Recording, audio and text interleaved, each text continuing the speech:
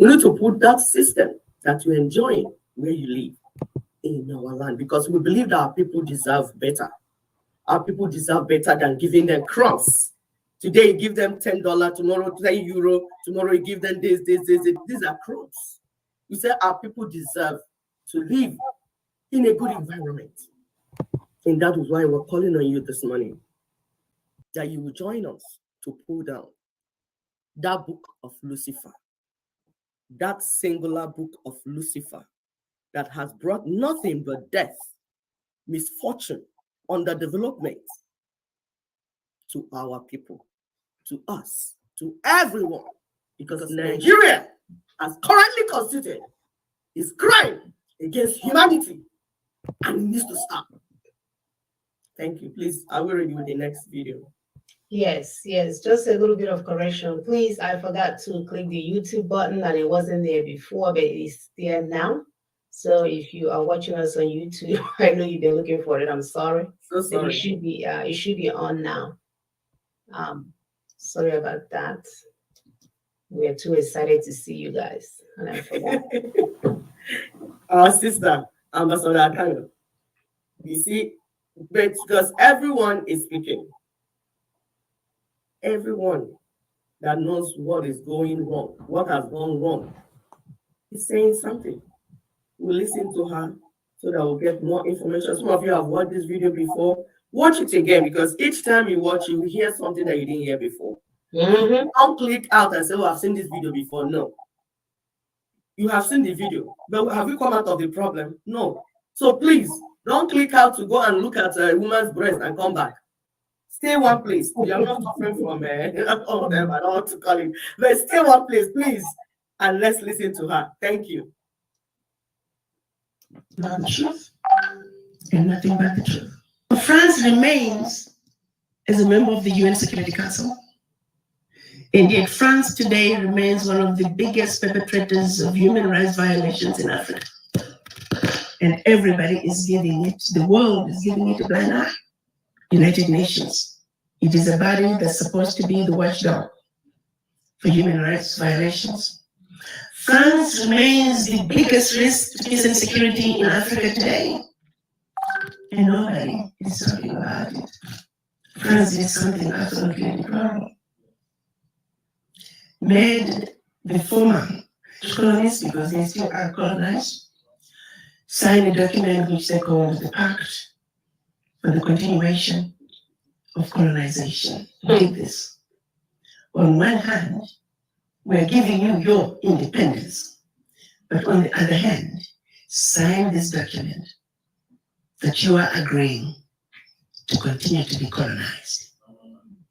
So two countries said, no way, Jose, we aren't doing this. Guinea and Mali. The French could not understand it. How could an African country dare not want to be affiliated with France? So in their anger, the history tells us that they went into those two countries, took everything that they thought they had brought, proceeded to pour concrete into the sewage pipes, completely devastating the two economies. This was also done as a way of letting the other countries know that should you refuse to sign this document, this is the fate that awaits you. So the rest of the countries signed the Pact for the Continuation of Colonization remains in place. What is special about this? The Pact for the Continuation of Colonization said, 1, you shall deposit 85% of your bank reserves with the French Central Bank under the control of the French Minister of Finance. The French government will take all your monies, collectively invest your monies in the French stock market under the French name. And you don't have to know what the returns are. Should you wish to access some of your money, keep in mind that countries are now left with only 15% of their reserves. You have to submit your country's financial report, and if approved, you get to access up to 20% of your deposits from the previous year as a loan at commercial interest rates. I'm going to repeat that. Should you want to access some of your own money, you have to submit your own country's financial report. And if approved, you get it as a loan at commercial interest rate. So you go from having a humongous credit with France to now owing France for borrowing your own money. A loan that you'll never be able to finish paying. They also say all your minerals discovered and yet to be discovered, French companies have the first right of refusal. You go to those countries today, all major contracts, French companies have the first right of refusal. The water supply, the power supply, the mining fixtures, the oil rigs, roads construction, airports, French companies have the first right of refusal. If anything is left, people in your country may get it. They also said your military can only be trained by France. You can only purchase military equipment from France. France shall have military presence in your country and can invade your country without notice if France feels that her interests in your country are being violated. In the past many years, we've had 67 coups in Africa out of 26 countries. Of the 26 countries, the coups, 16 coups, were 16 countries were former French colonies. To date, 22 African leaders were assassinated during the coup. Documented all of them. France was behind it. Simply because France felt they were quote unquote threatening French interests. Countries are still depositing their funds to France, do's and don'ts as stipulated by the Pact of the Continuation of Colonization. You have given up your financial resources. You have given up control of your natural resources. All right, so we'll have this video on our Facebook page. We have to understand what these issues are in order for us to do things about it, because a lot of you are sitting there thinking that we are not under colonization, and you guys don't know that the same forefathers has just changed hands, and now they're doing the same kind of business in a different manner. So understanding this, so that when we are screaming about those holding us down, we know who to look for. It's not just Britain that is holding us down, because if we need to get Britain to leave us alone, then France, as their NATO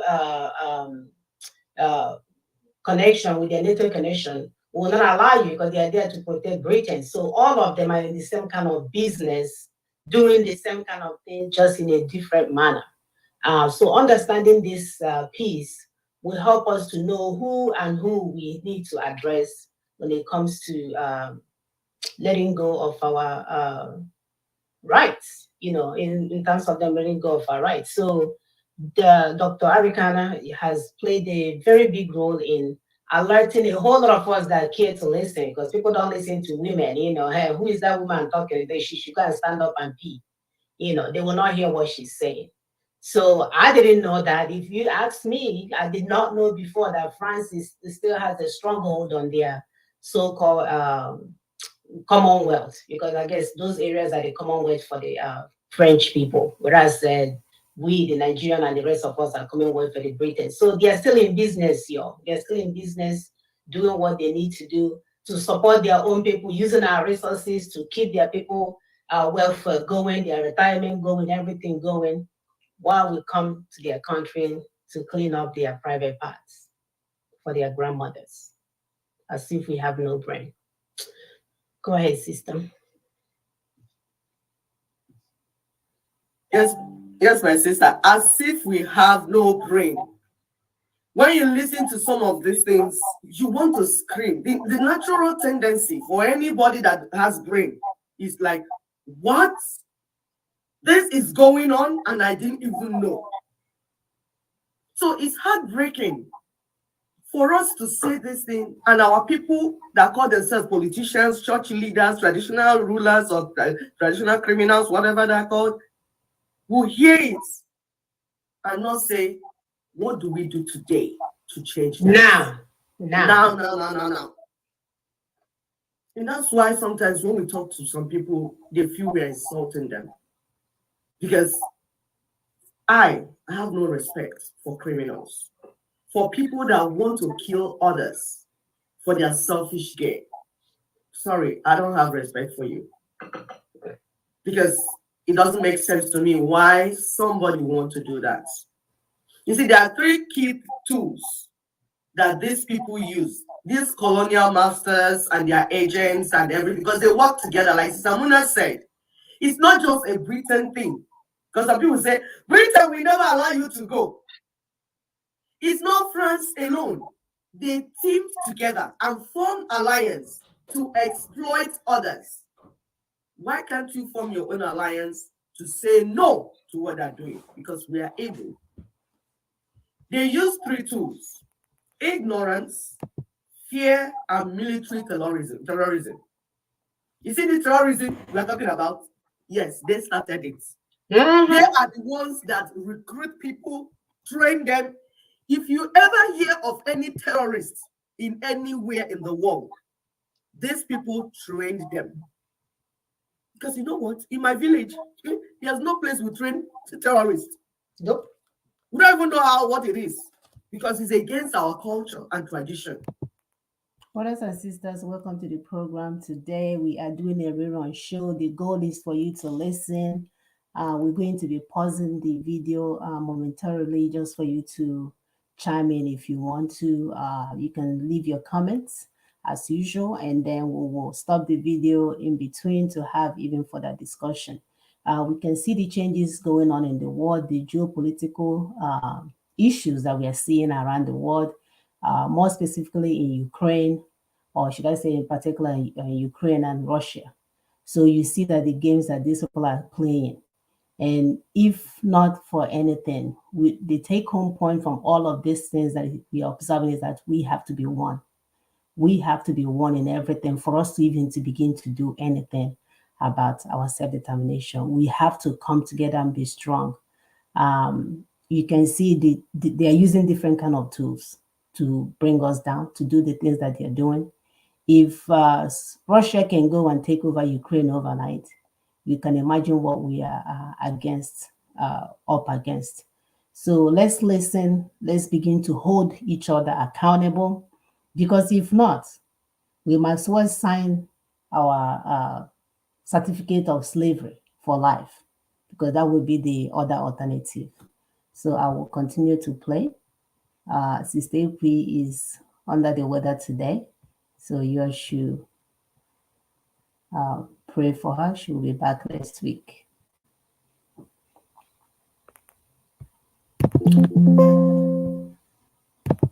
Oh, what did I do? Okay. To go around stealing people's resources and land and killing them, it is not our culture, it's not our tradition. My forefathers did not know things like that, because it's an abomination in our land. In our land, if you steal yam, just yam, is abomination. You'll be dealt with. You'll be excommunicated. Some people will be chased into evil forest. I'm not talking about Oriago, like somebody that is hungry and took yam to eat. That one is different. We are talking about the one that you go and molest others and steal their land, steal their things and all that. My people will not allow you to go on with that life. They will stop you. Not to talk of nations going from place to place, stealing people's lands and properties and giving it all sorts of names. And then there are people who hear and say it's okay. So that means you're a different set of people. You came from after this space. You're not a human being. So we're saying, for those that are still basking in the pool of ignorance, please allow those of us that understand the situation to speak. Yes. If you don't know what to say, just keep quiet. My sister Mona will say, it's okay to be quiet. It's okay to say, I don't know what to say. Let me just keep quiet and listen. Because you know what? When you listen, you will begin to understand, and then you begin to know what to now say eventually. Because you're not going to be dumb eventually. But at that moment, you don't know enough to speak on that matter.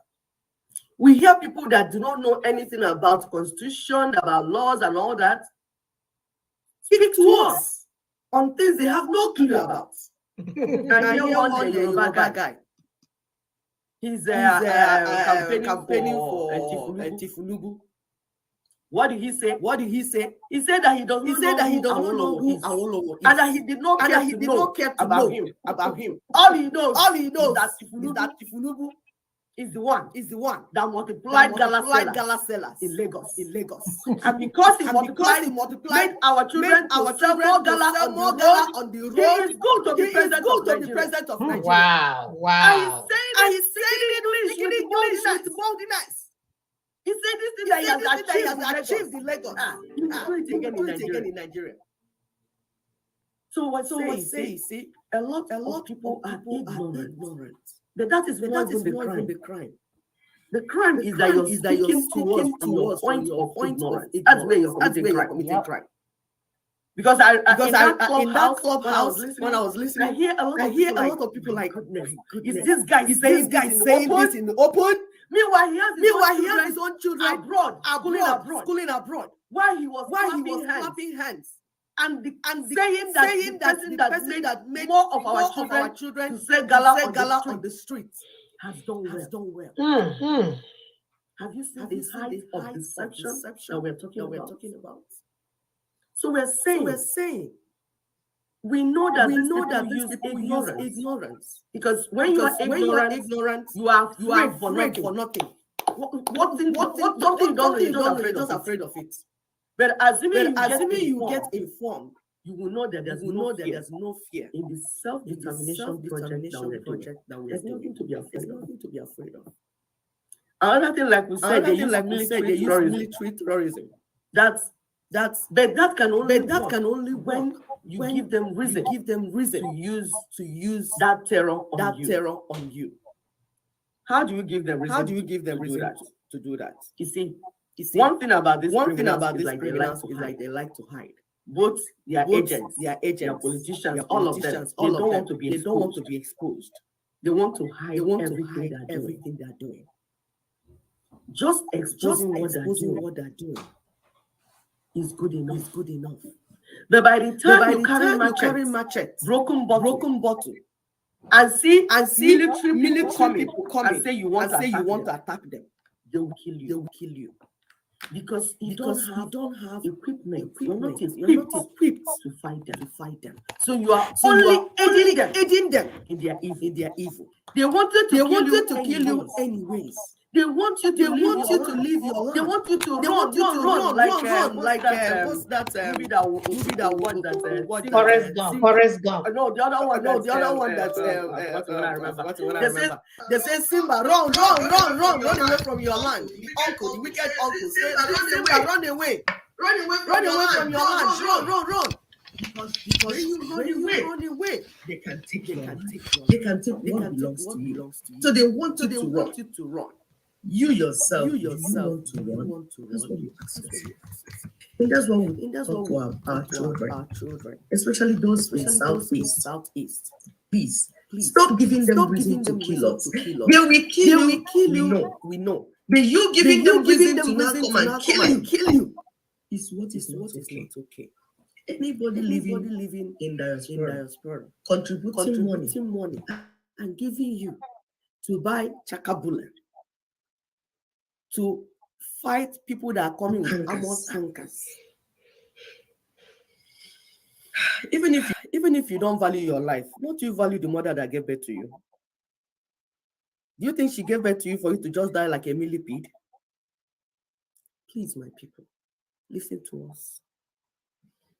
We have strategy to do these things.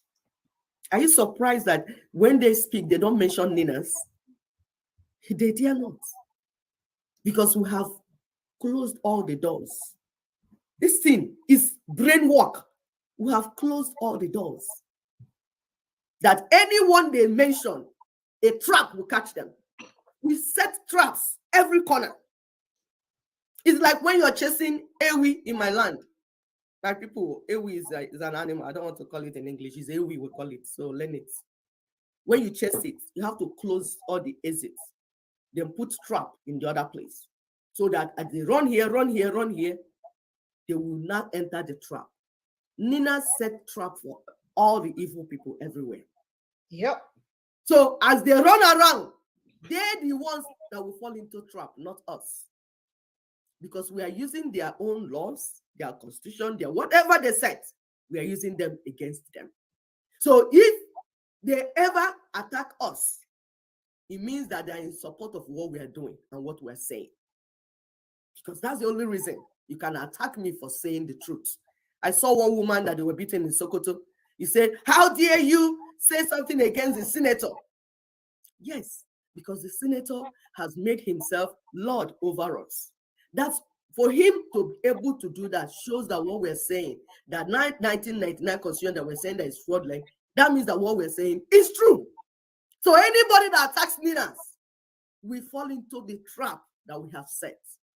But if you by yourself, you now carry machete, and then you're running around to go and hug transformer, to hug armored tankers, you are committing suicide. So this next movie, video we're showing you is to buttress what we're saying. And this is a proof. This man now is coming out for Nigerian. He wants to be president of Nigeria. this man. Mm-hmm. You will hear him say the 1999 constitution, that all those things that, he will say the right things. We'll not ask him, what changed? You know that this thing is not good, but you want to do it anyways. Why? And you call yourself a nobleman. Are you not trying to disgrace the name that you bear? Is that not what you're trying to do? Who is threatening you? Who is blackmailing you and telling you that you must dress up and do the wrong thing? Who is doing this to you, Mr. Baba? Who is doing this to you? Why will you vomit and take back the vomit into your mouth? What is happening to you? So we'll play this for you, and then you see our brother also coming to say, because we're saying what we're saying. We have been saying it for 21 years, and we'll continue to say it. And we'll not stop. Consistently and We'll consistently. Whether you get it done, we'll continue to say it. Yep. Please go ahead. Back since the 60s, we have been having symptoms of an unstable country in disequilibrium. If you have what they call an inverted structure, whereby if you put the peak of a pyramid down and let the base stand up, that pyramid will fall. I think that it is clear to every right-thinking person that Nigeria is not properly structured. The foundations are not right. And so you have this constant instability, disruptions, and eruptions. And what one will come to a conclusion is, what do we do to make this federation stable? What do we do to make this group of people who have come together as a country, different nations, different cultures, different persuasions and philosophies wielded together? Maybe the welding was not properly done, and so you have fissures and cracks, and each is causing turbulence. And Nigeria is wobbling from one crisis to another, a nation that has failed to develop, not because it does not have people who can make it develop, but because the circumstances of the structure have continued to inhibit the total manifestation of the potentials of the people. So what you see is symptoms of an instability. And what every right-thinking person, if your house is leaking, cracked, falling, pushed, you need to see what you do. You may have to bring down the house and rebuild it, or put new structures to hold it. And if you will face this, I'm sorry, I'm not a prophet of doom, but I'll be sad to see that my children, because in all my adult life, I've lived through this, and I wouldn't like my children and grandchildren to also live through it. Thank you, Mas Okobum. And from you, Tony, why are there these numerous agitations? Yes, like Maza pointed out, the diagnosis. By the way, the Lower Niger Congress is the aggregation of the self-determination initiatives across the greater eastern Nigeria, the eastern half of southern Nigeria, meaning the old eastern region and the old midwestern region, but coming together as ethnic nationalities. We're talking about the Igbo, the Ijaw, the Shekiri, the Anang, the Efik, all in that block, because the foundation upon which Nigeria was constructed was flawed fundamentally. And it wasn't by accident that it got flawed. It was because Nigeria was put together as a business venture by the British. They came here very clear-headed in what they were coming to do. It was actually a criminal enterprise, because we had to, in the diagnosis we did in the organization I lead, we went right down to 1914, and we found out that even before the 1914, there were things that have transpired which were not placed on the table for anybody to see. Then Nigeria, the entire territory, was property of Britain. And we again found out that permit me to use a map to illustrate, in the upper segment here, we recall that there is a Fulani caliphate. There was the jihad that brought them to Sokoto and all this. They conquered this territory and were in possession of it, administering it according to their own civilization for almost 100 years, from 1804 to the period when the British that came from the southern flank, conquering and somehow getting hold of the entire south.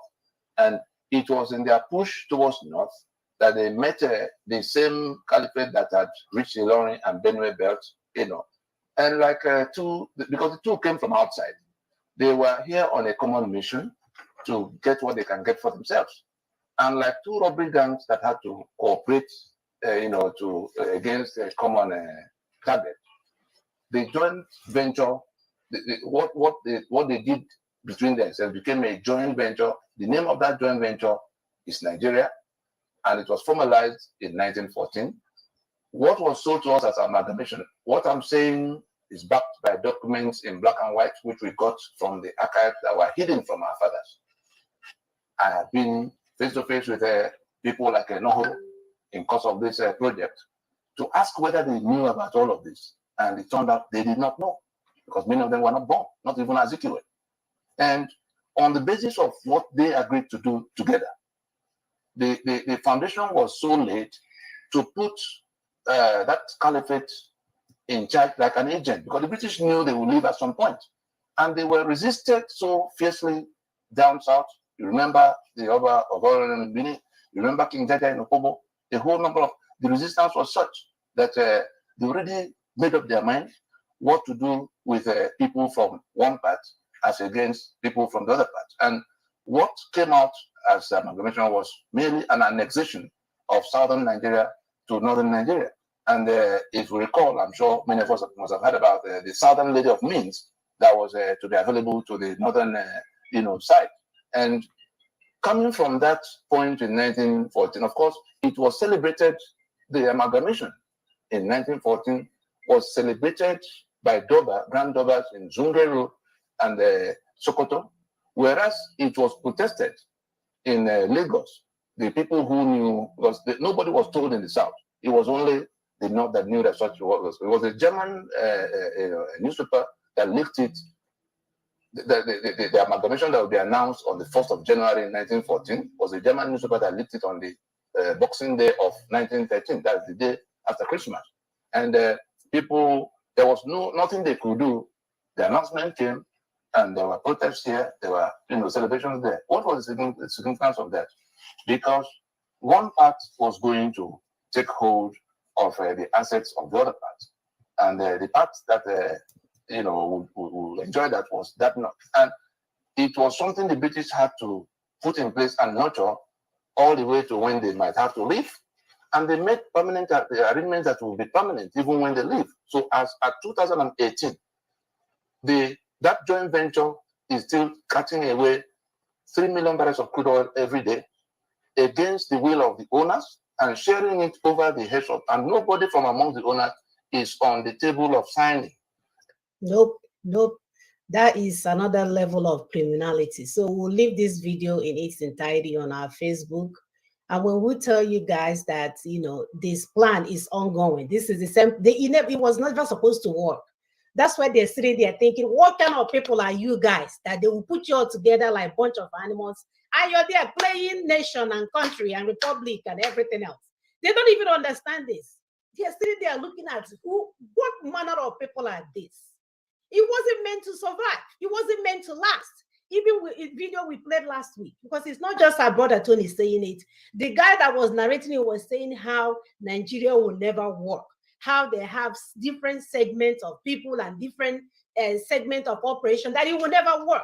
But we have a bunch of criminals benefiting from the rogue franchise called Nigeria, and they don't want it to break, and ignorant people are there supporting it.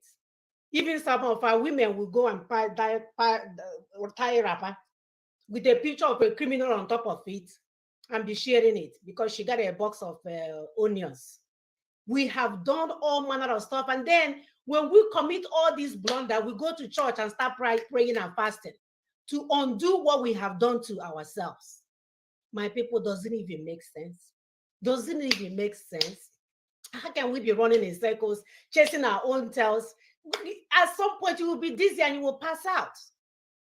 Please, please, please, let's end this madness. Let's end this madness. There are so many ways for people to suffer, but not like this now. Not like this. It doesn't even make sense. Who wants to let this thing called Nigeria to continue to run? A failed state that have made everyone, my whole lifetime, I've never seen anything good in Nigeria. Never. Never.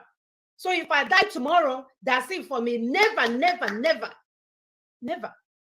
Only criminals are benefiting from the nation or the rogue. I don't even know what the fund federation called Nigeria. Only criminals. And those that are not criminals are the ones pushing for a change. And we are asking the general public, the ignorant general public, to begin to learn the process that we need to get where we're going. And like my sister said earlier, you don't have to say anything. It's okay to be shut up. Like Mechiano, you shut the hell up and you listen, because we need to go. If not, the criminal Okarabusa will come and run for president. This brother here talking from both sides of his mouth will tell you he wants to be president. Every one of them wants to be president because it's all about chin-chan. What can I get? They will never make any good decision that will benefit us. Never, ever, ever. And it's equally evil for those of you in diaspora hiding in your mansions overseas, going home to change your dollar and show off and come back and leave our people in lion's den. Can we educate ourselves? Because at least we have internet, we have resources, so that we can empower individual families to rise against this nation called Nigeria with this. We have what it takes, people. We just need to learn and then apply it. Oh, go ahead, sister. I'm so emotional with Yes, this. my dear. We have to. You see, we are not as dumb as some people have painted us. But when we act the way we are acting, it shows that we are dumb. It shows that what they said we are, that we are that. Meanwhile, I know we can do better.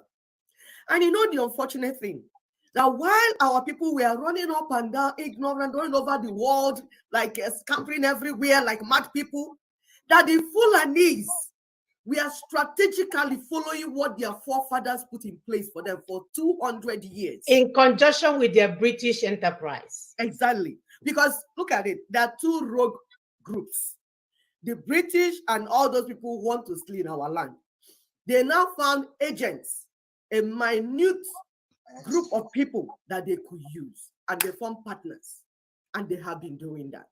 And you know, they use the three strategies that we are using in NINAS, which is enlightenment campaign, mobilization, and enforcement. Because you know what? Like we said, this is an international standard that if you want to do anything, you will follow, you enlighten them, mobilize them, and then enforce it. Fulanis are now in their enforcement phase. Do you know when they were doing their enlightenment? When you were seeing Fulani man carrying radio and following cow in your village. GPSing all over our town. Exactly. That Before was the Google, enlightenment campaign. collecting data. Exactly. That was the enlightenment phase. They were not listening to music. They were listening to their people, speaking to them, training them, telling them what to do and what not to do. What were you doing? Trying to process your visa to run out of your father's land. Sure. Fulani man was coming into your land, doing GPS, mapping it out, and telling the people as he was sitting on the radio what next to do. If you do this, then do this. If you do this, then do this. They were listening in their own language. We even invited them to our house as gatekeepers. Yes.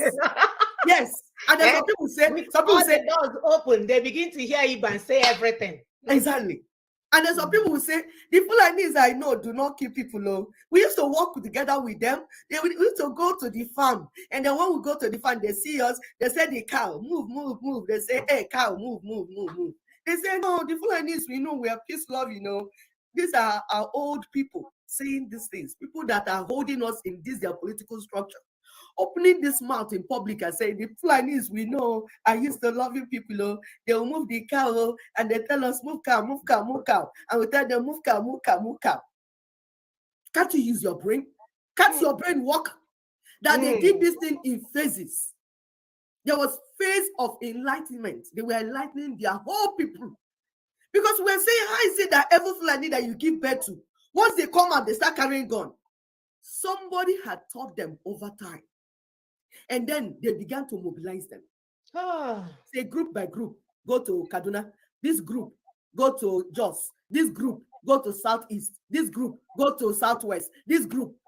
Then when they finished stationing themselves, they began to enforce their plan. And we are saying to our people, we are not that stupid. It's just that we are not putting our thoughts together. And that's why we come here every Saturday, to make you, so that instead of the more you look, the less you see. The more you look, the more you will see. You will begin to coordinate your eye and your brain, so that what you're seeing will make sense to you.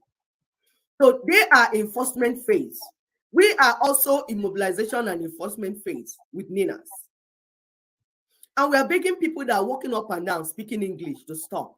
All these half-baked lawyers, people like Mark Zoheme, you know that the Constitution is holding us down.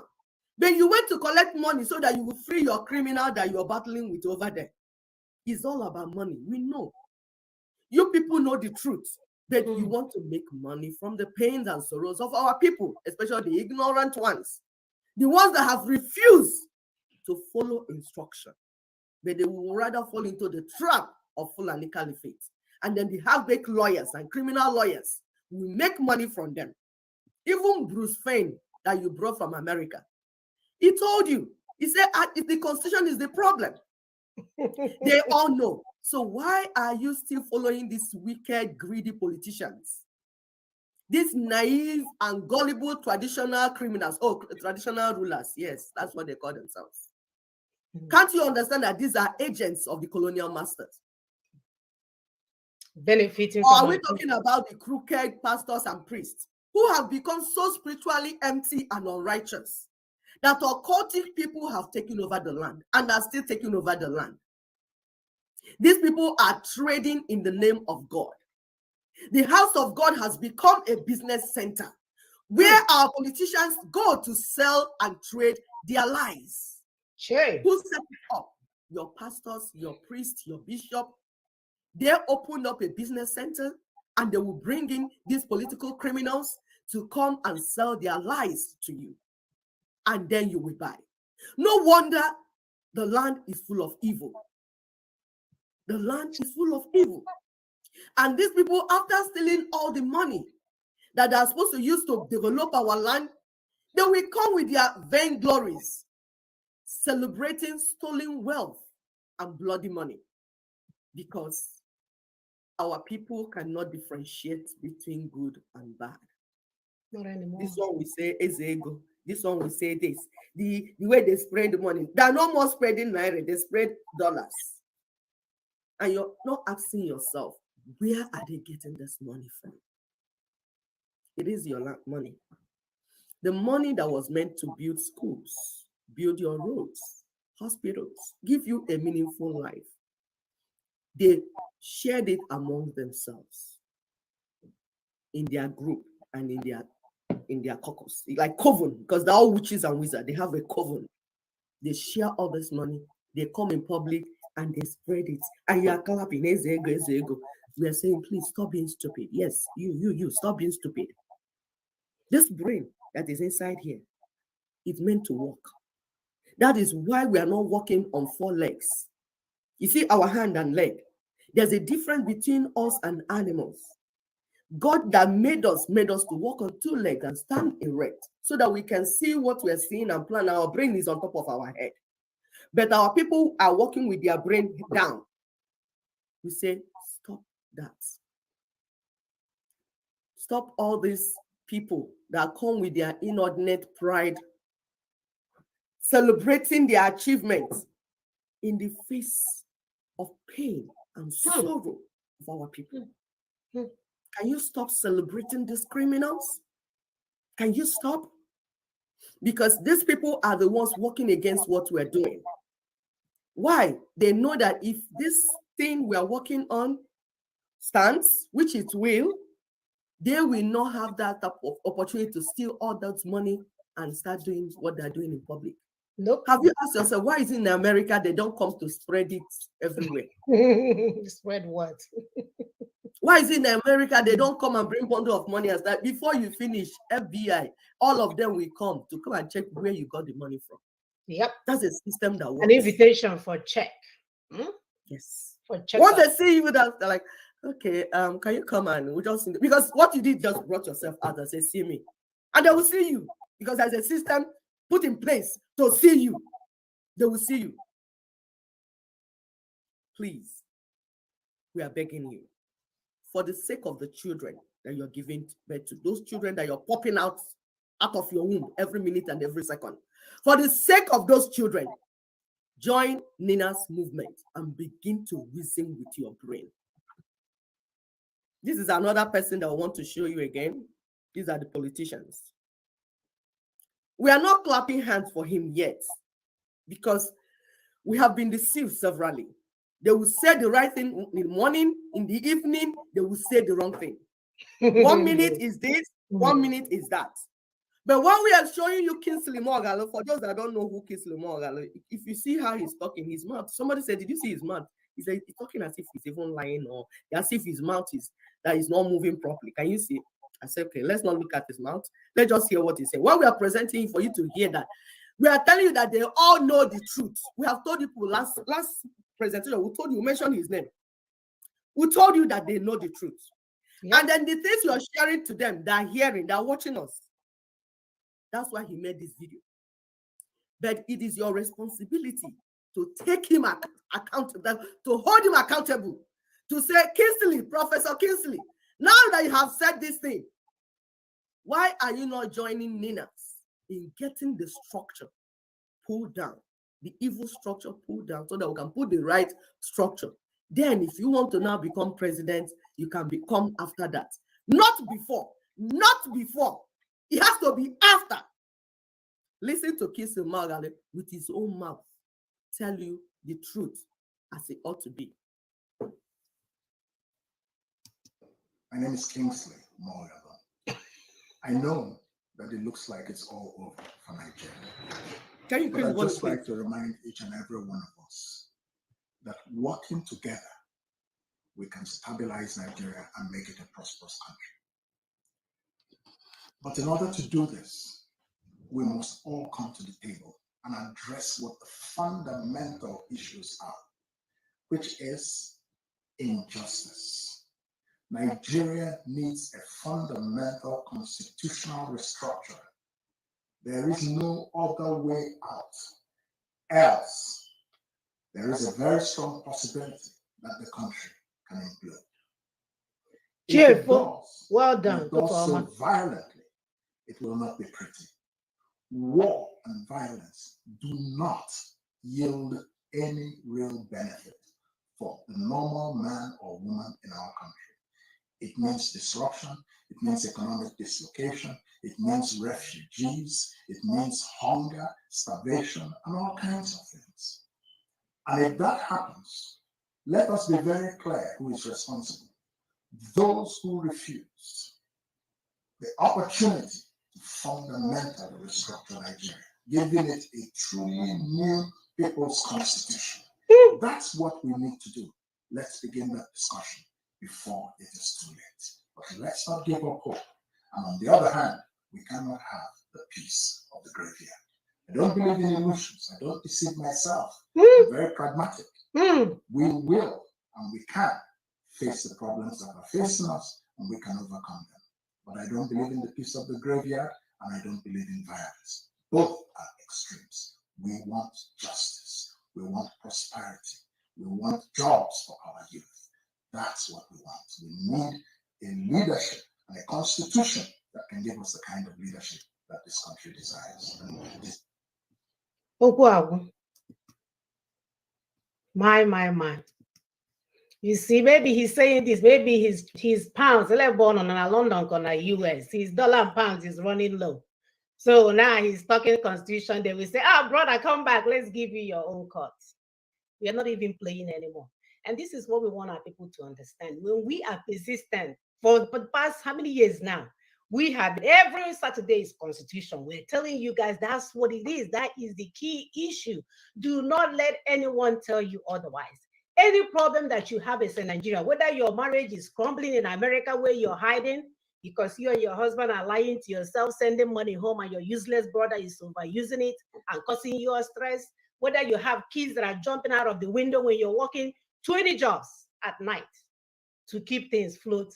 1999 constitution is the problem. Whether you're taking money for your retirement, because I have heard horror stories of our brothers taking money for their retirement to go start some type of business, and Eken Jabba of Nigeria swallowed it. The python swallowed the money, swallowed everything, and left the man in depression. We're telling you guys there is a name for your problem. It's called 1999 military decree. Even the criminals are now coming up and saying, hey, we are not going anywhere without this. So even when they're trying to go to 2023 election, they're saying, we will be lying to ourselves if these things are not addressed. Injustice. We are looking for equity.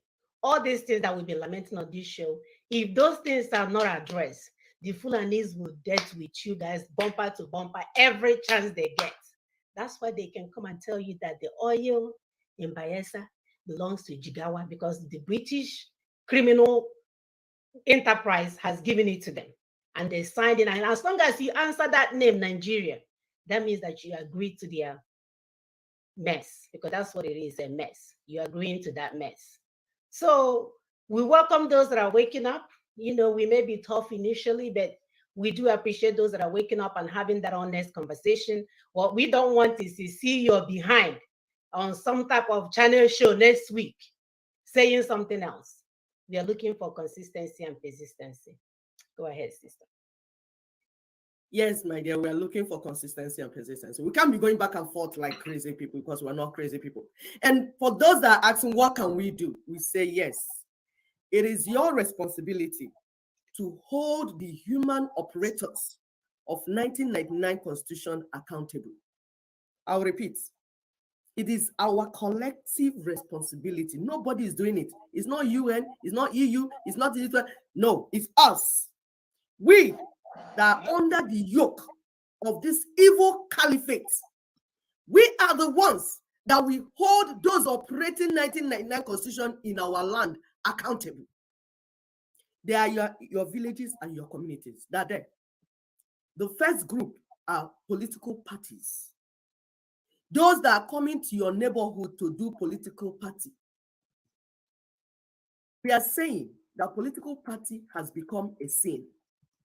Whether it's APC, PDP, whatever, is a sin to come to our land and campaign for 1999 for 2023 general elections. We are not talking about the by-elections, and we're not talking about boycotts. We're not saying you should wait until the day they say you should vote, then you don't vote. No. We say you have to be part of it. It's the opposite of boycott that we are preaching. We are saying you need to be inside of it to stop it. A vehicle is coming to your land, and we say this vehicle is full of isi money. The vehicle coming to your land, your neighborhood, is full of people's head that they are cutting and putting inside. We are not saying you should boycott and go inside your room and hide so that the vehicle can move up and down and cut the head of everybody sees. We are saying come out and tell the vehicle stop. Back up. You vehicle, you're carrying human heads. Stop. And we're not saying bring broken bottles and machete and stick. No. We are saying just organize yourself in your neighborhood and say, hey, vehicle, stop. Not here. You saw they did it in Yoruba land. Yoruba people, they were listening to Ninas. They did their protest. They did their own in organized way. It has to be in organized way. We don't want anarchy. They did their meetings. They did everything, and nobody should stop them. Even the few people they tried to arrest, they followed the law and liberated them and brought them out. There is a way these things are done. You must follow the way because we don't want to fall into the hands of criminals. You can see what the people are doing in our land, calling themselves, whether ESN or IPOB. There is anarchy everywhere, cutting head, like Bakassi boys and Bakassi people. We are not doing all those nonsense. We are matured people. We can do it. Yes, people, we can do it. We can organize ourselves in our neighborhood, in our communities, and do the right thing. Yep. Yoruba people have shown you a prototype that is possible to have meetings of indigenous peoples. And we've already gathered ourselves. Remember, we have all these village meetings. Exactly. Everywhere. To show that level of organization. Uh-oh. Exactly. So they did it. When Nigerian police came, they spoke to them, normal, man to man, because we know these people now. And they said, okay, have your meeting. Because they're operating within the law that is still in existence. There are laws still in existence. We're saying it's not functioning well. And we want to make it, but we are not sending you to carry broom and stick and broken bottle to go and start hugging a mother. We will never send you to do that. And these women that keep contributing money, there's one I was listening say, I'm giving 500,000, I'm giving $500, I'm giving $1,000. You are contributing to the death of our people. You are contributing to the killings going on in our land. Stop it. We're saying we want to do this in an organized manner. Political party has become a sin in our land. Why? Because it's a channel through which caliphate comes to our land to steal our resources, steal our people, destroy our things. And are following the Fulani INEC. These things happen in your mind. You saw it. You see it. You're part of it. You saw what has been happening for forever. So because they want to sell us out again to Fulani INEC, without first reworking the terms of our existence, we said we don't want them in our land. But there's a way it has to be done. You will be in organization, you will organize yourself and speak in one voice and say, hey, stop, go, move back. Like a mature person. It's like I'm in my house, somebody is coming to my house to mess up. It's my house, it belongs to me, I pay for it. I will come to the door and say, hello, can you move back, dress back? I won't go to my room and jump. Hey, they're coming. No, I won't do that because the house belongs to me legally. It's my land. It's my house. You can see what they're doing. The Fulanis have now brought Amechi from the dead to become their chief broom carrier. Yes. You know, it's witches and wizards that carry broom. So they want to bring Amechi to come and carry broom in our land. The northern governors who deserted Goodluck and PDP and entered APC to bring Buhari, they are now going back to PDP to work with Atiku. Who is Atiku?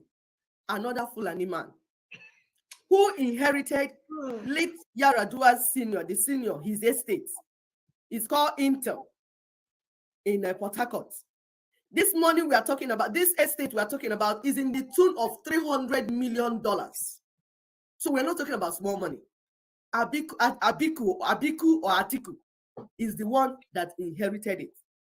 And Atiku has tentacles everywhere to drag our people back to Fulani election. Those in IPOB, remember, no erection, no signature. Or what is that in the door? Signed and delivered.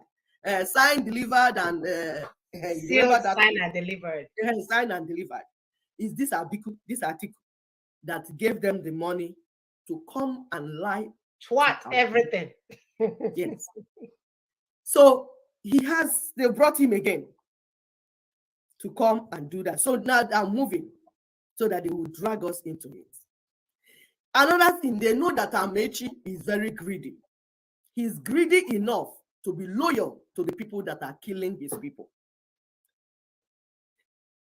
This is Amaechi took the resources of Rivers State to sponsor Buhari and his Fulanization agenda.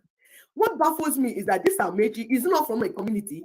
Why is it that his brothers and villagers are not calling him to ask him questions?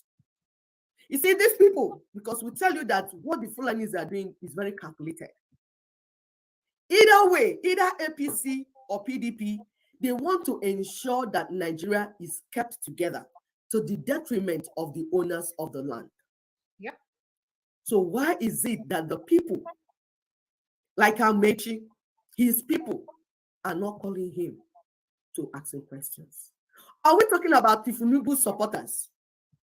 The Tifunibu supporters that were in APC have now moved into PDP because they want to support Atiku.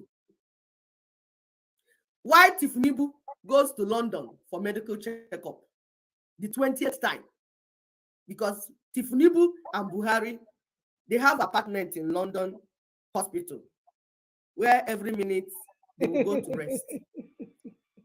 Yes. Why do our people think it's okay to live like this? Why? For years, these people opened up outlets to transfer Nigerian money into the hands of Fulanis while they're getting set for this jihad. This takeover, this land grabbing, it's not something they did overnight. They had strategy that they worked with. You see, the owner of NASCO in Jos is one of those outlets. You see, Dangote, that's one of those outlets. And you know what? Obasanjo helped to build up Dangote. Obasanjo brought down Ibeto to put in Dangote and built him up to where he is today. Now he's the richest man in Africa. Why Nigerian children are busy trekking through deserts, swimming through Mediterranean Sea, going to Europe and looking for greener pasture? Dangote has emerged the richest man of Africa. Can you imagine? And the Westerners are promoting it, knowing how he got his money. No, why would they promote him? He's bringing the money out. Remember, is to open outlet so that Nigerian money can go out. Now, why would they promote him? That's an outlet. Now the money has to come to them. And we're saying that this basket, this thing, my Bible said devourers. You know, as you're putting money in the basket, it's leaking out. The Bible calls it devourers. These devourers, we said that the 68 exclusive list, the 68 items in exclusive list of that your 1999 constitution is what is making all this to work. I'll give you another example. You see, there's limestone in Middle Belt, in Benue. The license to mine it is in the hand of federal government. And who is in charge of federal government? The Fulanis. Now, Fulani man has built cement factory in Sokoto. Sokoto, not in Benue, in Sokoto. Now, look at oil and gas again. Oil and gas is in South-South. But they do not have the license to do anything about it. It's in the hand of Fulani federal government. And who has the money, the license to build refinery? Dangote. Why they sabotage all the old refineries in the south? They give Dangote or Gangote the right to go and build refinery, so that when he's done, you and I will begin to buy that fuel at cutthroat price. Yeah, these are the dead among the living. He looks like he's coming from his grave site. Like, I mean, isn't this like somebody coming from a grave site? I mean, how else would you describe this? Yeah, of course, that's what it is now.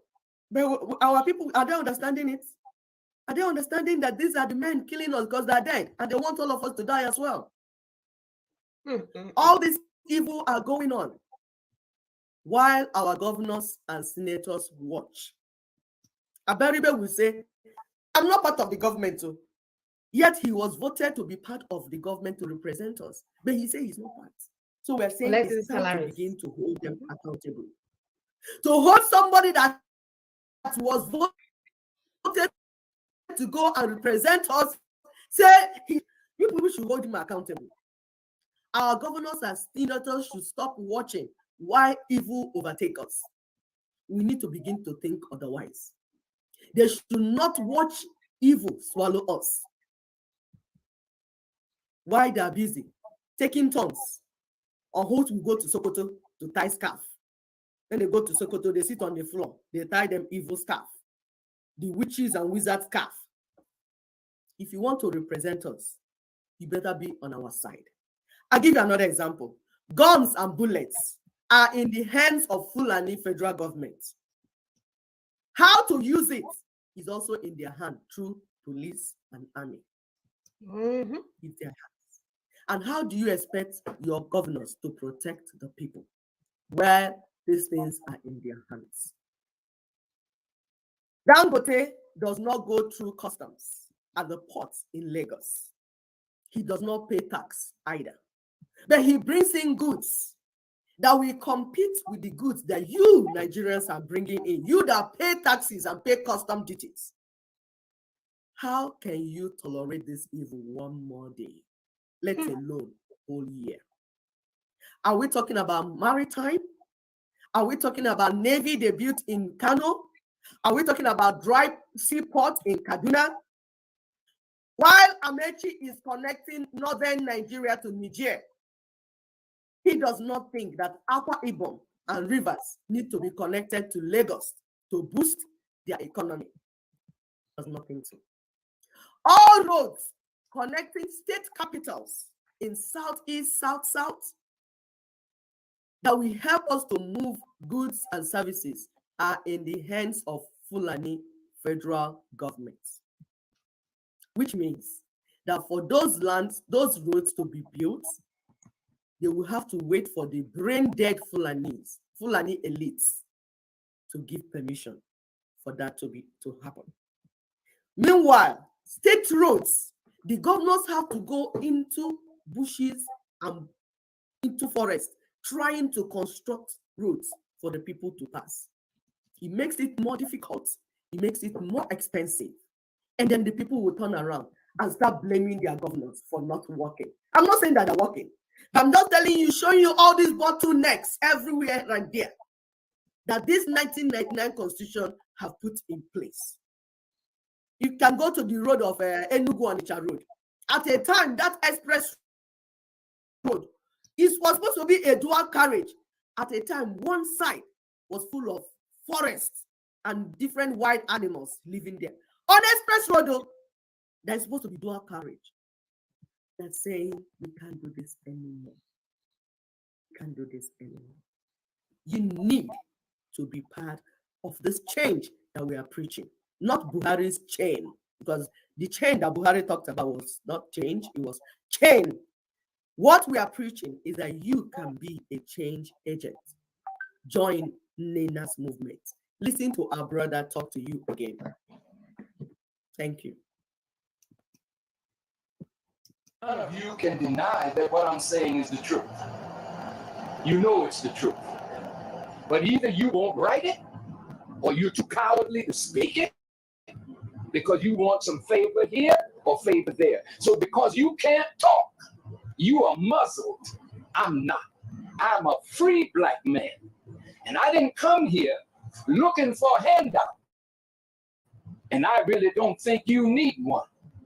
Your problem is that you think you need a handout. Everything you need is right under your foot, but you're looking everywhere else for help instead of to yourself and what you can produce for yourself. This is Africa's dilemma. You are parading yourself before the world as international beggars when you gave civilization to the world. Yep. Your problem is not America. Your problem is not Israel. Your problem is not Britain. Your problem is your disunity and your dependence on others to do for you what you could do for yourself. So I don't have to come back here anymore to help you. The help is already here. The knowledge is already here. The land is here, the sun is here, the water is here, the minerals are here. You have some of the finest minds in the world, but they're in Europe and they're in America making money while Africa suffers. Why don't we create politically stable environment and call the children of Africa back home to help build Africa? We are your children, and we will come and help, but don't expect us to come with billions of dollars when we don't have it. We're struggling in America, but you got it all right here under your foot. And you should be ashamed You should. not to look to yourself, begging white folk to give you what you could give yourself. What I said today, which one of these countries is going to give you $20 million? America's not going to give you $20 million. You got it right here, but your disunity won't allow you to pull it. It's your fault. And you got to accept that responsibility. That is why my message is atonement, reconciliation, and responsibility. We got to stop blaming everything on somebody else and see what is our responsibility. In all of this, basically, we have to hold ourselves accountable. Just rightfully, like the topic said, it is time for us to hold ourselves accountable. There is no reason we should be in this mess. There is no reason we should be promoting British enterprise called Nigeria. There is no reason we should allow somebody called President Boo Boo to come out with Boo Boo in his butt and be parading on our platform. Let's call us prepare to follow while you talk. Sorry, I said while you talk, let call us begin to prepare. Oh, okay. So actually, it's time to call in. It's just that some of these things is heartbreaking to watch because we know how easy it is for us to get where we're going. It's like we are holding ourselves hostage. And we keep giving an example with someone who maybe has been in a locked up house. What you did not know is that the criminal holding you hostage opened the door 10 years ago and left, and you're still in there thinking that the door is locked when it's unlocked. Nina's LNC/Nina's has done the job for you. All you have to do is to key in. Even more lower or more, what's the guy's name? More low or whatever his name is. He is not even acknowledging. Moralo. You can call him Mulwe. So even him is acknowledging that is the Constitution. And they will come out. Don't worry, they'll be coming out one by one to say the truth. But are you listening? Are you understanding? Are you believing? Because another thing is believing in yourself, believing that we can do this work, believing that you have the power to be that change agent. It's not that difficult. The work has been done. We were even thinking about where can we start to do this self-determination work, not knowing that our brother Tony went 21 years ago to start the work for us. Can we give him a helping hand and bring this to fruition? How can we leave something of this monument on one person or one group of people? Few people doing this for us. Our sister Otumba, she's been there from day one. They are pushing and pushing, and then the people they are pushing for are busy giving to criminals, busy giving to their fake pastors, sending money to Rome to fund things in Italy when we need our own Rome in our villages. Can we get it right, people? It's not even that difficult. It's not.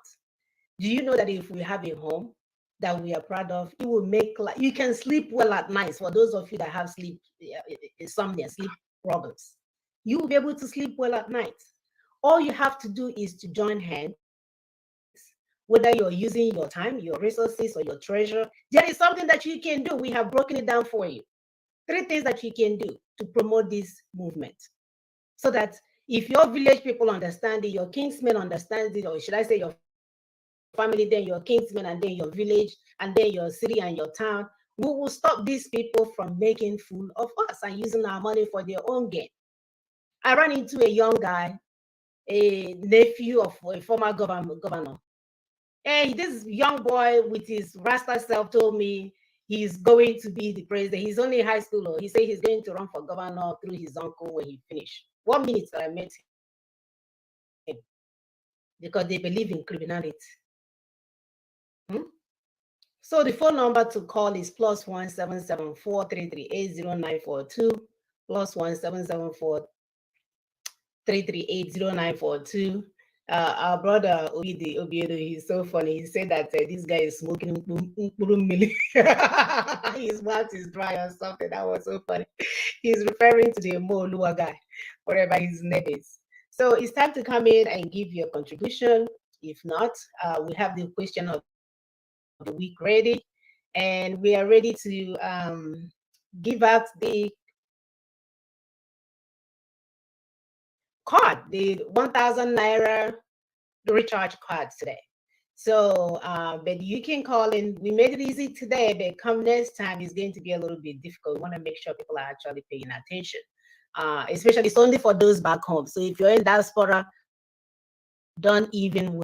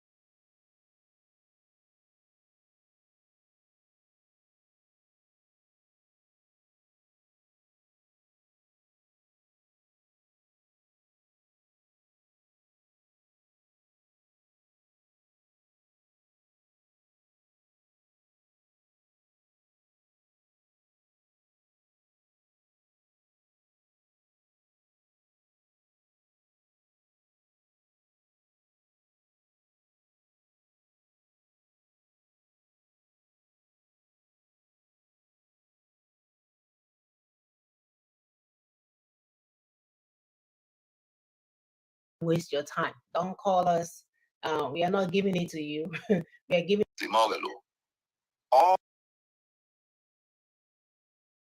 all the parties are now, realigning their campaign to pretend that they agree with us and that they're going to carry out that reconstruction of the union if they win. We've been going through that round of those same deceits from 2007 campaign of Buhari. He was part of the PRONACO conference, and he came back to us after PRONACO to say that if we were to support him to become president, he will carry out these fundamental changes in which people will be voting a referendum to rework the basis of our relationships. Of course, he did not win 2007, 2011, and then by 2015, they had moved one more step to put it in their manifesto, the reconstruction. And when you hear restructuring is like reconstruction, which starts with the demolition of old structure. We have defined in detail what restructuring means from the perspective of the self-determination collective. And so even the prank of saying, oh, it's restructuring we want to do, it is in 2 stages, like you saw in our 5-point proposition at the constitutional force majeure. Mm-hmm. Those 2 stages mean in the first stage,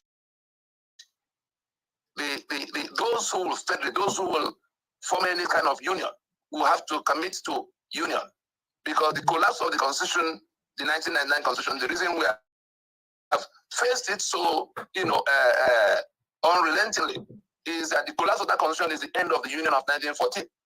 Anybody who doesn't understand that may suffer from it, and therefore there will be, once that constitution collapses, there will be no union. And the only business to do is to determine what we do with our sovereignties. So we are actually working from the point of having recovered our union, from the point of our sovereignties, rather, from the point of the collapse of that constitution. And so we are so very far ahead of the enemy in this. The only thing still sustaining them is our people who are not listening. They do not understand why we put in these 22 years to bring them to that situation where they are not going to be depending on anybody agreeing with them before they get back their sovereignty. They are not going to be depending on anybody that will make it happen. Where we are is that I'm sure many of us saw the video of the meeting in Abuja, where Obasanjo, who helped them impose this constitution in 1979 and reinforce it in 1999, was meeting with the Sultan and Gumi and all kinds of other people. They accept the communique from that meeting. In the communique from that meeting, they accept that the constitution is the problem that has to be solved. Mm-hmm. They accept that the agitations in Nigeria are all flowing from the rejection of that constitution across the land. They are urging the Buhari, who, by the way, had a hand in the setting up of that meeting.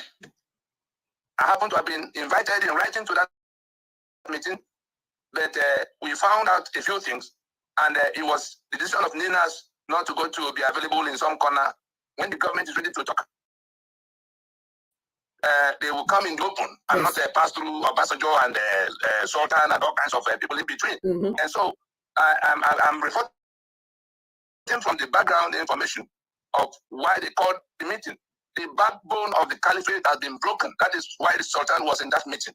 And if in their community they now accept that the constitution is bad beyond redemption, they now accept that the agitations are flowing from that rejection of that constitution.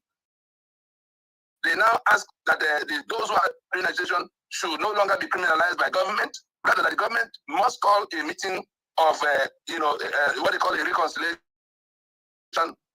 conference to rework the union, the terms of the union. And I think that meeting is not called urgently. that the union will collapse. They actually use the word collapse. If you go back to our 5-point proposition in this force majeure, you will see that they have accepted everything we said there. The only thing they tried to do differently was they were trying to craft a role for the National Assembly. But of course, they are not going to be able to do that. And so I'm just reporting to us that the backbone of the villa is broken. The backbone of the caliphate is broken as far as that constitution is concerned. You then saw the other video that came from Chatham House. Yes. Chatham House is the proxy for Buckingham Palace as far as the affairs of Nigeria is concerned. You listen to that video, you also see that they were saying the same thing as a meeting of Abuja. They now accept that there's a problem that needs to be solved and that it has to do with the constitutional arrangement and that our democracy or whatever we say we think we are doing now is going to collapse on our head if we don't go back to reworking the terms of the union to the accommodation of all. And so if the caliphate, if the backbone of the caliphate is broken, the backbone of the villa is broken, the backbone of Buckingham Palace is broken on account of the onslaught we have mounted against that constitution. That is the cage holding us in the union. That's the cage holding the Yoruba. That's the cage holding the Jaw. We saw the Jaw coming out the other day to say that that constitution is no longer acceptable to them because they now realize that their oil and gas is held down by virtue of that constitution. Now, with all of this on our side, what they are doing, I'm sure we also saw the video of Hakeem Baba Ahmed, where he was trying to market the election of 2023 as a necessity for all of us so that we can get rid of Buhari. They are all himself and Utomi and all of those who are talking about Mega Party, aside from APD and APC, they are presenting themselves as the ones who do the business if they win. Again, I can report to us authoritatively that the only thing they're trying to do is to deceive us into thinking that we must go to that election to survive, otherwise Buhari will kill all of us. Ashash. The caliphate has lost all options of being able to retain this constitution and the union. And therefore, it is only in taking us to that election in 2023 that they're going to be able to save anything at all. And if our people will listen to us now and do just what we asked them to do, we've not asked them to go to buy guns yet. We've not asked them to go and get more tanks. We're only telling them, stand up where you are. Tell the political parties and the political merchants operating in your area that you can't go to this renewal of the life of the constitution with them in 2023 under this constitution. If we do that in this first quarter, we're in January today. We have February, we have March. If we do just that, all the other cards in the hands of the caliphate are back. That constitution will go down. And these actors they've sent out, the Mogalus of this world, and all the other people who are now coming to tell us, come with us, it shall be better. The article that the North is doing exactly what they did in 2015 against Jonathan. Everybody is rallying. They've gone Nicodemusly back to PDP. They are going to give an empty shell of a ticket to your Amechi. So you think that there's a contest. Amechi the Igbo, Amechi the Southerner, Amechi the South.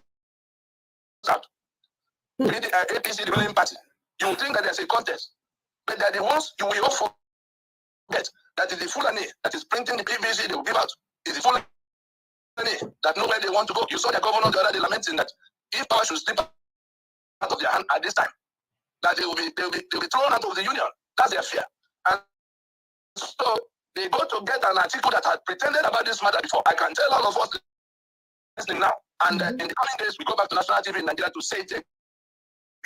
In 2016, article was thinking of how to get the ticket to go and contest under the same pretense of being the champion of restructuring. Nosh. We engage him. 9 persons from across the south and middle belt. It fell on me to lead that presentation. I got to eyeball. By the time we finished that interrogation, Atiku wanted a written script from what had been explained as a restructuring that had to happen. And he agreed with us because I raised the issue. He agreed with us that it had to be done before the next election. In fact, he said Nigeria will collapse if it's not done. And I told him before I went to print, I went to write down what I, because he said, Tony, please, just as you have explained it now, because everybody is saying they don't know how it can be done. It appears you guys have done some more work. Please, if this is 4 pages. Before now, Buhari had done the same thing of coming to say, we will go, we win, we do it. Bakari had come to do the same thing, taking what we have to go to try to get power with it. If you do the same, even if you win that election, you will have us to contend with. Say, no, that is it not when Nigeria is in place that will be contesting the election? Long and short of it is that, having said all that, we now wrote that thing, came back to another meeting, reviewed it all through, because we wanted to get that reconstruction done before another election. Lo and behold, the moment that the document got to him, that was the end of all that meeting and communication. Criminals. He took the material given to him. He took the materials given to him to now go and write a book on restructuring. Oh. And began to present himself all over the world. That was how he got the PDP ticket.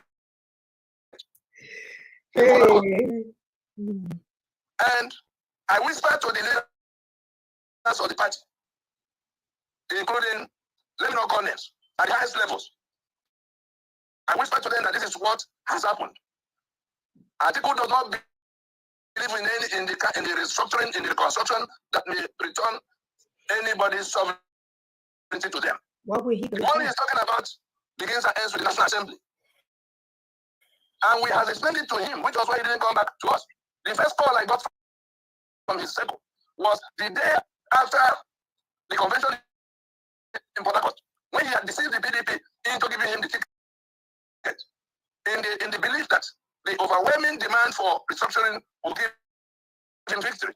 The next morning, I was woken up with a call from New York. Somebody from him say, Tony, now we are all ready. Have been instructed to set up a committee of how the restructuring will be done. You come and head it and all of that. I asked him whether he had asked, whether his principal had told him that there had been any discussion on this. And that if he hasn't, let him call his principal and then call me back.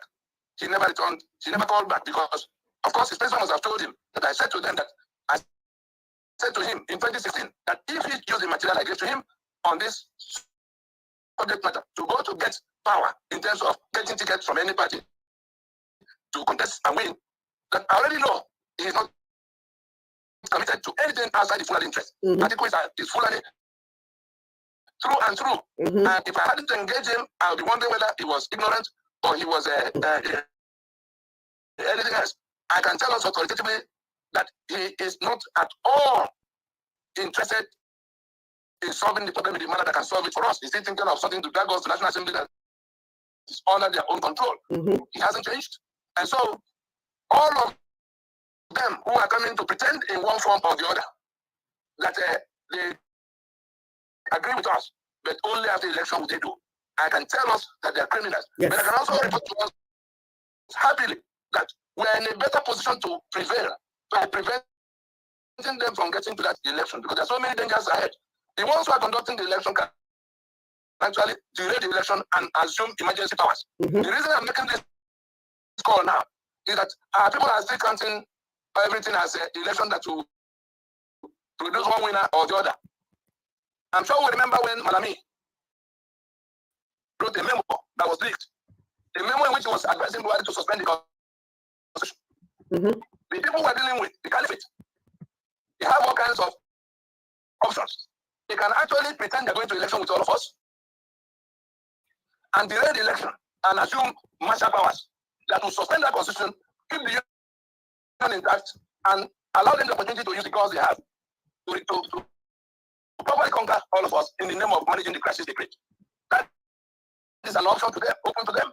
And there's a section in the Constitution that allows it them. If anybody wants to verify, go and check section 135 and see what is possible. That's where the people are going now. That's one of the games they can play. The other game they are playing, which you have already seen, is to put the ticket that will win in the hands of one of them. And then bring somebody from above to pretend that there's a contest. So if they win you in such an election, what are you going to say? That constitution will survive, and all of what we're crying about to remain in place, and the winner will have to swear. That's assuming they want to even get as far as election. Atiku will swear to defend and uphold that constitution. 36 states will remain. 7 as a political government areas will remain. What is it called? The 68 acres that sees all your assets. And so our task is to play the advantage we have now by preventing them. If we manage by enemies, and when I say by enemies, it's a choice of life and death. If we manage by enemies to stop them from getting to election on our own terms, not on the terms they orchestrate, because they will need to come to the second half of 2022 to be able to go to that plan. We have the field for 5 months open to ourselves to get ahead of them. Prevent the journey to the election from getting started at all. They have no other card to play. They will have to surrender or be defeated comprehensively from what will happen for that point. But if our people are refusing to listen because they are just unable to listen, they don't have the discipline to listen. If our people refuse to listen and they think there's some other way to go, waving flag and jumping all over the place, or going to say it is their turn to be president in an election that Fulani that is struggling for life will conduct. They're just validating the journey to the election, and that is the opposite of this campaign. Anything that happened to us will be because we allowed them. We are in a position to stop because they are of our own people. Look at what Yoruba are doing. What's our own people doing? What are we doing right now to save ourselves from death? Our people are divided between those who are chasing the Biafra that has no definition in terms of map, and the ones who say it's our turn to be president. None of the two has any plan to prevail. But we have a plan that is going well everywhere else, but in Igbo land. And we can already see the kind of things coming out from the two plans. The Biafra they are pursuing, we see where it is today. The Nigeria of presidency they are pursuing, we see where it is today. Yet, they are not willing to listen. But the final thing is that there's good news. And that's the second big reason I said, let me alert us as to the dangers ahead and the good news of where we can, the surety, the assurance that will prevail. Here's that good news. I'm sure some of us know a bit about statistics. Right now, 100% of Nigerians from in all the parts, agree that constitution is bad beyond redemption, including the caliphate, including the villa, including the south and middle belt. That's 100%. But of that 100%, only 90% agree with us that that constitution has to change, not any form of amendment, completely. So we are down to 90%. Some 10% are still thinking about patching one part. Then we go to the third question.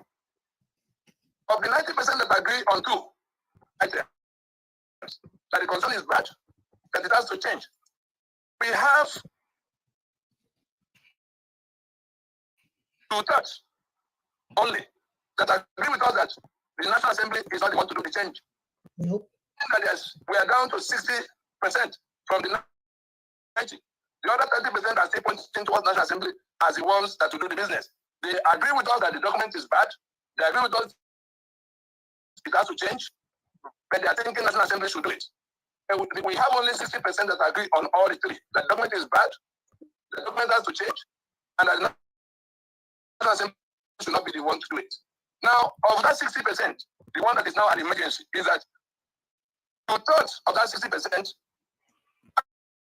are thinking, some out of ignorance, others out of greed and naivety. Some are saying, oh, election is too close. Let us go and do election and then come back. They agree with us completely, but they think they have to go to election first before we come back to this discussion. And that is 2/3 of that 60%. So we are down to 20% that agree on all four. That the document is bad, the document has to change, the National Assembly cannot be the one to do it, and that we have to do it before we go to election. So you have 20% on the side of 4/4. But you have 80% combination of reasons still heading towards election. Therefore, what will happen to them is that whatever happens to election in terms of something that now becomes reason why election cannot go on, and then the whole number of things that are building up. What will happen is that all of those who already agree with us, those 90% that agree that the document is bad, and National Assembly is not the one to do it, and I will have to deal with it, by ourselves. They will all it will be a fait accompli of a situation, and they will have to come back to what they already agreed upon. That is that the document has to be changed completely, and that is not the National Assembly that will do it. They won't be agreeing with us at that point whether we should go to election, and it will be something that happens that will then compel them. I'm hinting us so that we can get ready to receive that multitude, because more than 2/3 of them, more than 2/3 of those who were in that 80% that was going towards the election out of a combination of reasons, more than 2/3 of them will come back to that 20% and will be no less than 75% that agree on all the four. That the document is bad, that the document will have to change, the National Assembly is not even going to do it, and that we must do it before we proceed to any other election. That is what is coming. Yeah. Those who will argue, continue to argue, those who want to partake of it, so that we go to the transition during which referendums will happen, to determine whether we are in union with anybody or want to be by ourselves. I think I have to leave it there. Okay. Thank you very much. Thank you very much. All right. So, viewers, we have an assignment. Tony has broken down our assignment down. Our target is the election. Like I told you, somebody came with bus, driving in your neighborhood, cutting heads and putting inside. I said, we are not telling you to boycott the bus. We are saying, come out in mass and stop the bus.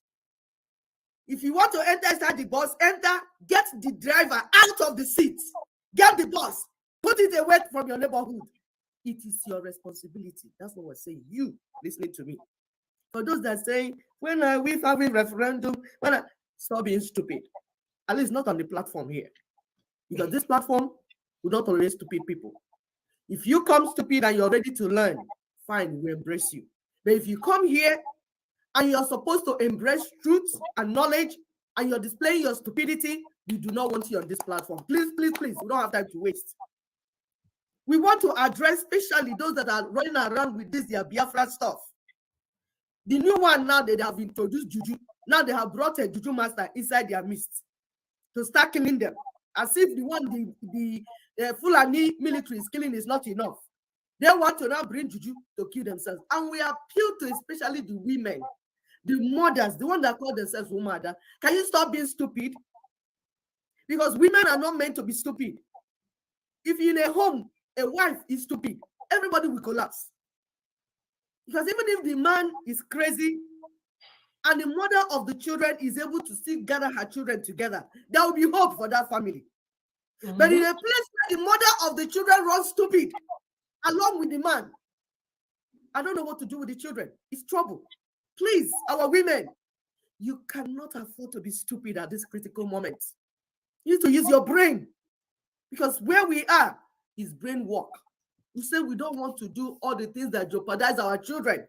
That you will go there, they will bring war to your neighborhood and start killing you. It's as if we are bringing clean water. Ninas is bringing clean water. And you people are pouring shit water inside it and diluting it messing it up and getting it contaminated for the children. Please stop. Politicians, stop. Fake freedom fighters, stop. We don't want anarchy. We want to do this in a very organized way. If you can stop the 2020, the move to 2023 election, stopping the move, not waiting to boycott it, stopping the move. Why are you stopping it? Because the constitution they will use to rule you after it will only finalize your death.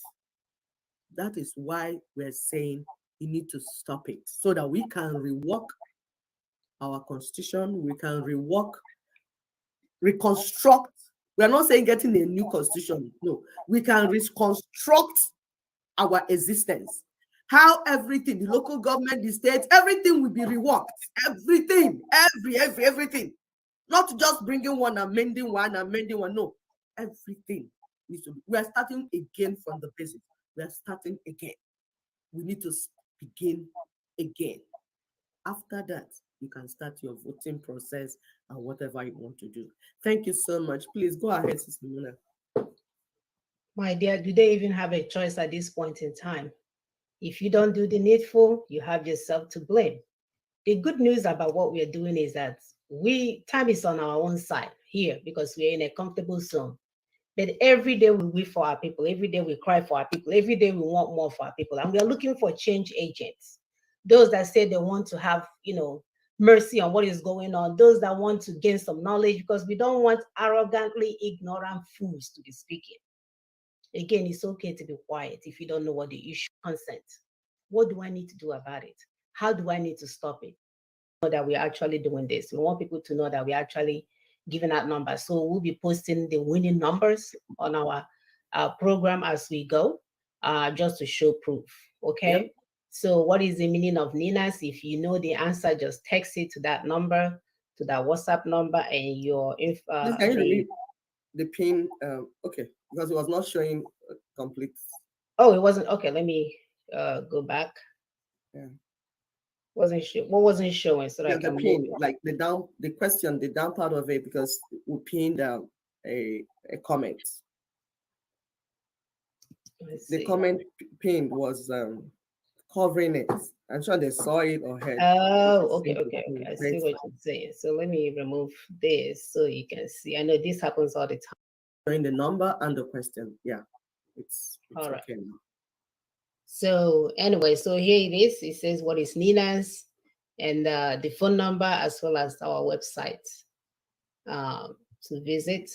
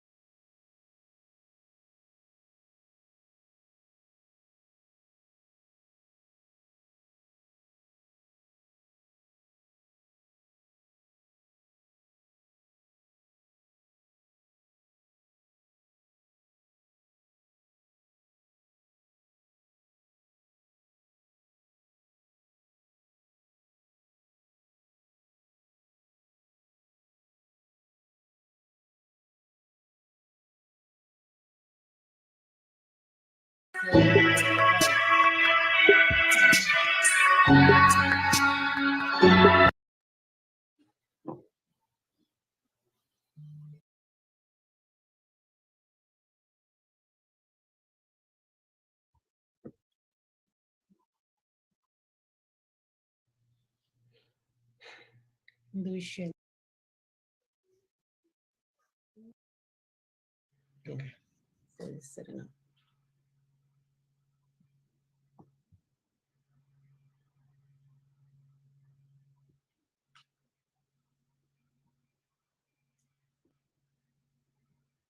All right. Good morning, brothers and sisters. Thank you for joining us. We know that we are running a little bit late today. as God we have it. No amount of distractions, no amount of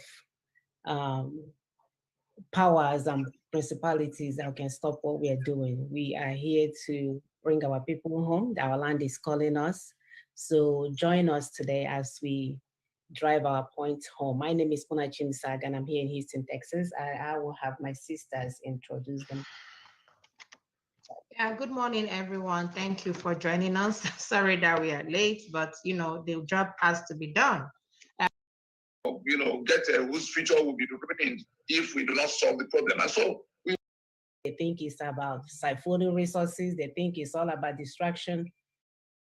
Up with a 90-day notice of constitutional grievances to the federal government. Tell us exactly what the position of things are now and what you are asking or what necessitated that proclamation. Yes, what NINA said in the first instance is Nigerian Indigenous Nationalities Alliance for Self-Determination, because from the time we convened PRONACO, it was because these problems had come to where they could become something else.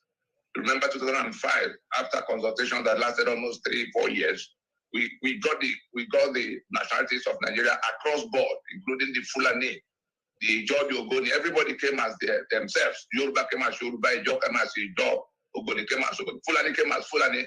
Muhammad Buhari was part of the Fulani delegation that dealt with the matter at the time. Syed Abubakar, the Sultan in Sokoto now, was part of that Fulani delegation.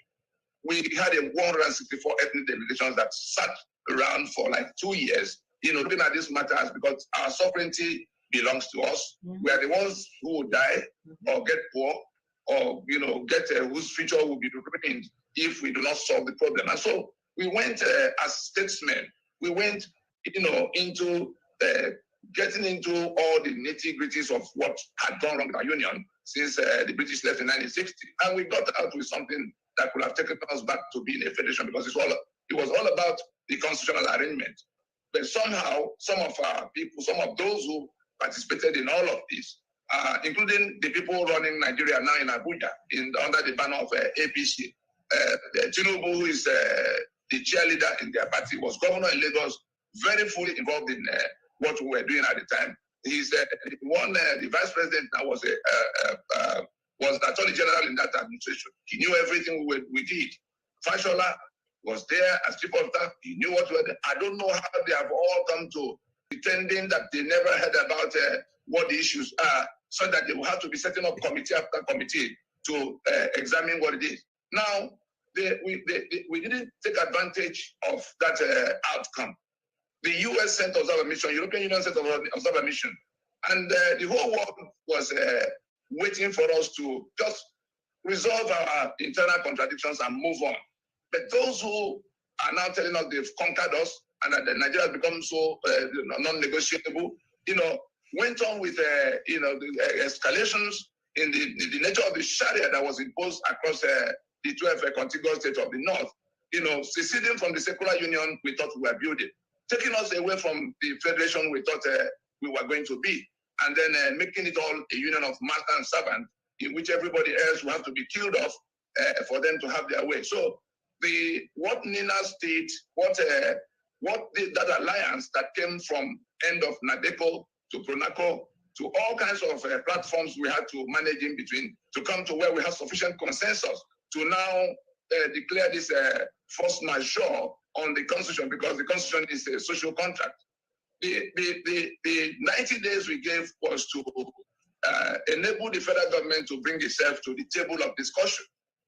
They didn't respond in any way at all, but things didn't get better. Things got worse. And so on the 17th of March, that's the 91st day, we sat in Ibadan to declare the next steps, because we had also indicated in the proclamation, if we check the 2-3 paragraphs to the point to where the 5 demands occur on that proclamation, you see that we had indicated that our sovereignty is exclusively our business to deploy in whichever way we deem fit. Nigeria has been holding on to it against our will. After 21 years, we say now that we will proceed with measures that will culminate in the in the reconsideration of our allegiance to that constitution that ruined our life. Since everybody now realizes it is that 1999 constitution that is responsible for every single thing. And so they didn't come. And what we rolled out on the 17th of March was another 30 days of consultation with those to whom that proclamation demand was not addressed. Representatives, elected officials, precisely from the Alliance territory, from South and Middle Belt. We are having a bedroom talk with them as we speak. And we made that the provision for 30 days to be able to do that, because the action we will take after the action we say we will take after the period of notice will affect them directly. And so we said, since the demands were addressed to the federal government in the first instance, let us give them an opportunity of coming to see exactly what the situation is, how it will affect them, whether they want to now come back to the side of the people or they want to stay with that constitution forever, wherever they are. And so what we told them, in essence, is that the constitution that stood their way, the governors, for instance, we told them that all of the impediments placed on everybody's path by that 1999 constitution, on account of the action we took on the 16th of December in 2020, the 1999 constitution is essentially dead. And those 68 items of exclusive list is back on, they are all back on the table. Our sovereignty back on the table. We do not want non-state actors to take center stage. And so, since the federal government, didn't come to where we could begin to work it all out together, because we already offered them transition. Stay in your place of governance. Mr. Let us solve this problem because our roof is on fire. Mr. Nnadi, if I may come in, what exactly is NINAS pushing for? Hold on. We'll come back to your question. What we told them on the 17th. Mr. Nnadi, a moment, yes. What exactly is NINAS pushing for? Sovereignty for the Middle Belt and South, or a new constitution for the Federal Republic of Nigeria? It is the right of self-determination for all the constituent components of Nigeria, because their sovereignties have been hijacked by the Nigerian Federation. Now also hijacked by a small section of the country. The federal government hijacked the Federation. The Fulani has hijacked that federal government. And so we are in double jeopardy. So what the NINAS has done is to set in motion an irreversible machinery for winding down that 1999 constitution and bringing us back to where, if no meeting holds, everybody will take their portion, their sovereignty, and go their way. Because in the preamble to that constitution that says, we the people have solemnly resolved to live in unity as one indivisible country, and thereby making this constitution and giving to ourselves. That preamble is a false claim that we have now come to, act upon. That we. All right, so I'll stop sharing it there, and then I will go to our second video. As you can see, our people are still dancing in circle. Our brother, the broadcaster, doesn't know what NINAS is asking for. What exactly are they asking for when your sovereignty has been hijacked? And you don't know what they're asking for, and you call yourself a news broadcaster. So we're going to show you the failure, the failure of the government. There's no government in that place. It's anything goes, whatever you can find yourself. You can actually fly a plane in a dusty road. I didn't even know that. This is how much they want criminals actually want resources in our land. They are willing to fly their private jets in a untarred road with dust, because they are taking resources and flying off in the middle of the night. You wouldn't even know, because the one they have in their country is already on a tight road. So you will never imagine that inside your village on a tight road somewhere, that a plane will be taken off with resources. So this is a British government and their cohorts taking off after packing up gold from Zamfara. The video clip you're watching now is the video clip of the Zamfara private jet you heard that was caught on camera transporting gold out of Zamfara. You could remember that just 2 weeks ago, the federal government placed a no-fly zone in Zamfara State, despite the fact that Zamfara does not have an airport. But could you imagine what we are seeing here right now? Is this not an airport? This is an airport in the middle of the forest. You get? And this video came out recently, and the guy that actually revealed this video, you understand me, beckoned that his face should not be allowed to be shown on the video. You get? So this video has gone viral on the internet, and it is one of the reasons why the federal government had to place a no-fly zone in Zamfara State. And one will wonder, Zamfara, normally there's no airport in Zamfara State, but why did the federal government place it? People see this and be like, can it be me? Can it be me? Can you imagine these people? How rude. I don't even know how to get rid of these people that just showed up in the video. Let's just stop. I mean, okay. So anyway, that's the idea. Okay. Who is a media consultant the media spokesperson to President Buhari said that because jets were actually seen transporting gold out of Zamfara. And of course, you guys remember that Zamfara claimed that they are selling their gold to the CBN. In fact, Matawalle, the governor of Zamfara State, met with Buhari and said that Zamfara is ready to start mining their gold. So Zamfara has a mine. Now, there's an information that, according to information I heard on social media, that this private jet is owned by Britain and that Britain is cutting away Zamfara gold. And this is in conjunction with the federal government. But from the look of things, I don't think the federal government is involved in this. So you can see that anything goes, that the people do want us to stay in one Nigeria so that they can come and build a runway inside our village with dogs and fly off. They want us to be killing ourselves so they can continue to steal our resources while we go to their countries and clean their toilets for them and reduce our degrees to any kind of job they want to give us. The dust is the proof, my people. That place will never work. Every day, God brings up reasons why we should go our own way, why we should allow the indigenous people to decide what they want in that country. Because as a business entity set up by the British government, you can see they are not willing to let go.